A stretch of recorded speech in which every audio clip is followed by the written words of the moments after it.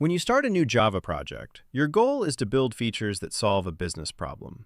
But before you can do that, there's usually a long list of setup tasks. You need to configure the project, add the required libraries, prepare the application to run, and make sure all the different pieces work together. Every new project starts with almost the same setup. Spring Boot was created to automate most of that work, so developers can spend less time configuring applications and more time building them. The Spring framework had already made Java development much easier by providing powerful features for building applications. But developers still had to configure many parts of their applications before they could get anything running. Spring Boot builds on top of the Spring framework and removes much of that repetitive configuration. Instead of asking developers to configure everything manually, it provides sensible defaults and automates many common tasks. So, what exactly is Spring Boot? Spring Boot is an extension of the Spring framework that helps you build standalone, production-ready Java applications with minimal configuration. It takes care of much of the setup behind the scenes, allowing you to focus on writing business logic instead of configuration. If the default behavior doesn't fit your application's needs, you can always customize or override it. This is why Spring Boot is often described as being opinionated. It makes common decisions for you so you can get started quickly, while still giving you full control whenever you need it. There are 4 concepts every beginner should understand. The first is auto-configuration. Traditionally, configuring a Java application required a lot of manual setup. Spring Boot simplifies this with auto-configuration. It examines your project's dependencies and automatically configures the components your application is likely to need. For example, if your project includes a database driver, such as H2 or MySQL, Spring Boot automatically configures a data source. If you're building a web application, it automatically configures components like Spring MVC and the embedded web server. Rather than requiring dozens of configuration files, Spring Boot detects what your application needs and configures it accordingly. That's why developers often say, Spring Boot works out of the box. The second concept is starter dependencies. One reason auto-configuration works so well is that Spring Boot can see which starter dependencies you've added. Building a web application requires several libraries. Some handle web requests, others process JSON, provide logging, perform validation, or start the web server.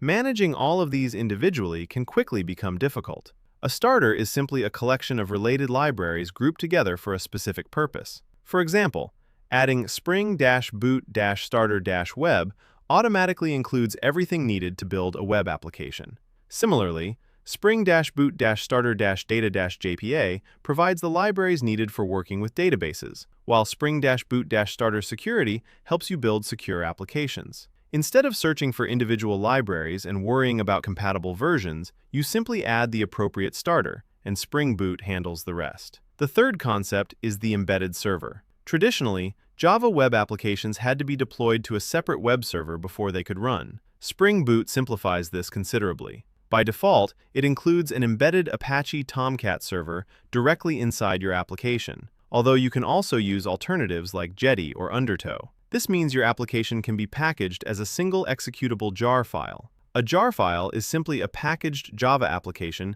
that can be run directly. You can start your application with a single command. For most Spring Boot applications, there's no need to install or configure a separate application server. The fourth concept is externalized configuration. Every application has settings that change depending on where it's running. For example, your development environment might connect to a local database, while your production environment connects to a cloud database. You may also need different server ports, API keys for external services, or feature flags that turn certain features on or off. Instead of hard-coding these values into your code, Spring Boot stores them in configuration files. One of the most commonly used files is application.properties, where you can define settings like the server port, database connection details, and many other application-specific configurations. This allows the same application to run in development, testing, and production, simply by changing configuration values instead of modifying the code. So what does a typical Spring Boot workflow look like? Most developers begin with Spring Initializr, an official tool that generates a ready-to-use Spring Boot project.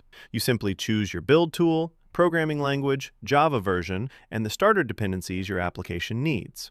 Spring Initializr generates the project structure for you. The generated project already includes everything needed to get started. You'll find the main application class, configuration files, folders for your source code and tests, and a build file that manages your project's dependencies. If you're using Maven, that build file is called pom.xml. At the center of every Spring Boot project is a class annotated with @SpringBootApplication. In Java, an annotation provides metadata that tells frameworks how to behave. The @SpringBootApplication annotation is the main annotation used to start a Spring Boot application. Think of it as the entry point of the application. It tells Spring Boot where to begin, enables auto-configuration, and automatically discovers the components that make up your application. Once you've written your application, building it is straightforward. Spring Boot packages your code, all the required libraries, and the embedded server into a single executable jar file. This makes deployment much simpler because you can run the same application almost anywhere Java is installed. Spring Boot also includes helpful tools for both development and production. During development, Spring Boot DevTools automatically restarts your application whenever code changes are detected and can even refresh your browser automatically.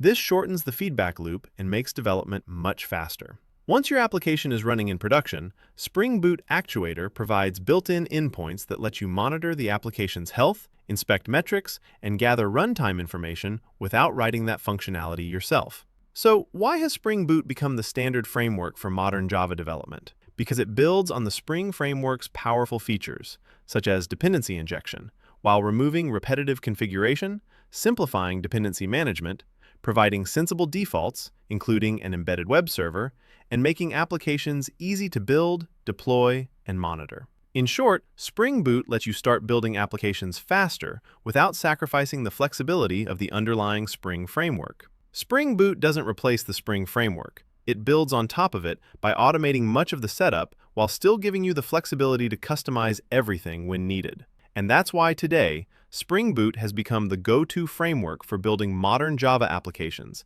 powering everything from small REST APIs to large-scale enterprise systems.